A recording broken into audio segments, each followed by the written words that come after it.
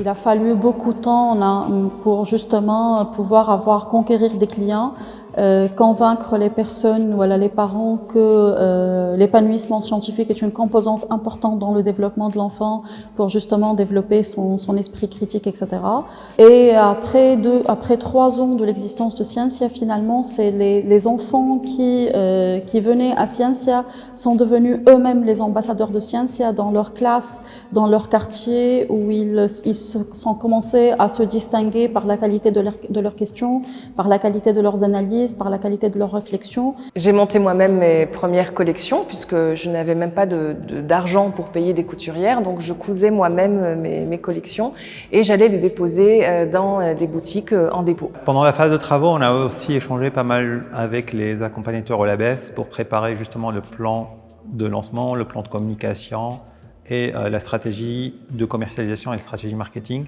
Et ça nous a permis justement de nous lancer dans de bonnes conditions. Nous avons tenu notre premier atelier le 7 novembre 2020. Ça a très bien marché, à notre sens, ça a dépassé notre espérance. Après, nous n'hésitons pas à regarder avec un œil plutôt critique tout ce qu'on a fait. Donc, il y a eu des moments de grande réussite, il y a eu des moments, ça n'est pas un échec, mais qui aurait pu être meilleur. Pour me faire connaître, j'ai visité des pharmacies, des parapharmacies, mais aussi j'ai participé à quelques foires qui m'ont permis de m'ouvrir sur d'autres marchés. Alors, il n'y a eu qu'un obstacle administratif que je vais citer, c'était celui de la définition de l'activité de la salle. Comme l'escalade n'est pas encore reconnue comme un sport en Tunisie. Alors les blocages administratifs dans ce sens, tout ce qui tourne autour du statut juridique sont très communs et très récurrents dans le monde entrepreneurial. Ce qu'il faut, c'est être très bien accompagné par des experts qui savent, parce qu'il y a des experts qui ne savent pas tout. C'est d'être soutenu et d'être vraiment déterminé à savoir ce qu'on veut et ce qu'on veut surtout pas. En essayant un peu de trouver l'activité administrative qui colle au mieux à notre activité, on a pu jongler un peu entre les mailles du filet de l'administration et lancer l'activité dans de bonnes conditions. Et se renseigner aussi sur le régime fiscal qui arrange ce projet-là, que ce soit des activités régulières, occasionnelles ou saisonnières, ça diffère beaucoup. C'est pour ça qu'il faut être soutenu et nul n'est censé connaître ces détails en amont, en fait, surtout quand on n'a pas une formation économique ou juridique à la base. J'ai eu quelques problèmes avec les administrations puisque ça prend beaucoup de temps, mais il faut s'accrocher et il faut tenir bon et il faut aussi avoir des initiatives. Parfois, les fonctionnaires de l'administration nous proposent des solutions qui ne nous conviennent pas et là, il va falloir proposer nous-mêmes des solutions.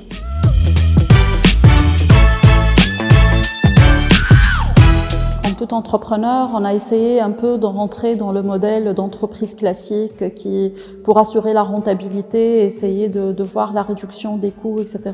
et de justement d'être dans le modèle de start-up qui réalisait beaucoup de bénéfices dans un moindre temps et que finalement, avec beaucoup de réflexion, on a trouvé que ça ne matchait pas trop avec nos valeurs, ça ne matchait pas trop avec notre vision, ça ne matchait pas trop avec l'impact qu'on recherchait. Si c'était à refaire, je me dirais dès le début et je me consolerais dès le début que finalement on a une entreprise sociale qui peut-être opère différemment d'une start-up et donc il fallait pas s'inquiéter, que ça va prendre le temps de se développer et que finalement le plus important c'était l'impact positif qu'on avait sur les enfants.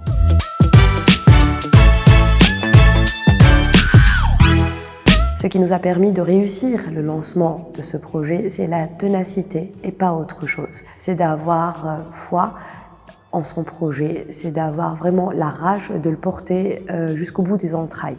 Avec le bouche à oreille, avec la communication, avec le réseau, on a pu déjà communiquer sur la date du lancement, sur l'activité de la salle, sur l'existence de la salle, sur la position de la salle et sur l'événement de lancement aussi.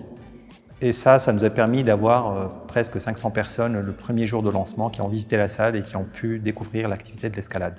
Je me suis dirigée vers l'espace Entreprendre qui est situé au bureau d'emploi de ma région et là, j'ai pu bénéficier de plusieurs formations étatiques gratuites. Ces formations m'ont aidé à prendre confiance en moi et de me lancer sur le marché.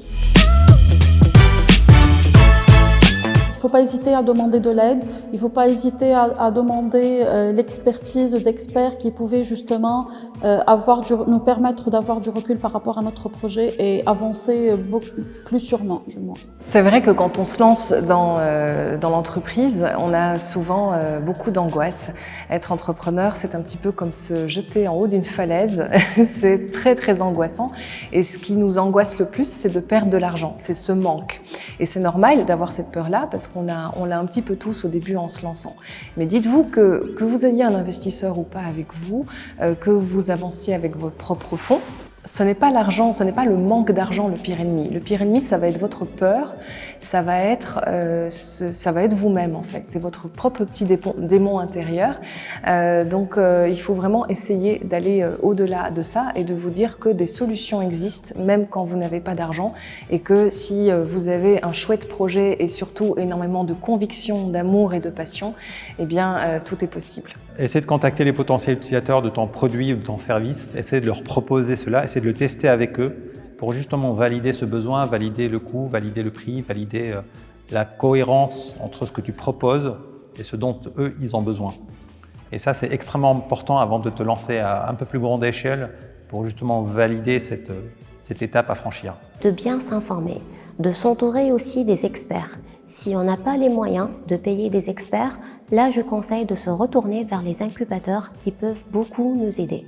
Alors, si tu veux te lancer, la première chose qu'il te faut, mais tout au long du lancement, pas juste au début, c'est du courage, de la ténacité et quand même de la confiance en soi.